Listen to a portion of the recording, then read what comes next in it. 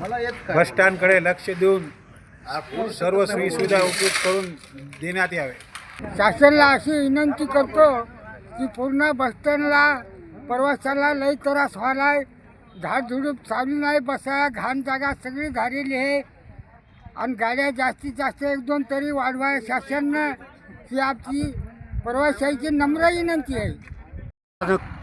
हे मोठं असून या ठिकाणी घाणीचं साम्राज्य आणि काटे, प्रवाशाला निवारासाठी काहीही नाही.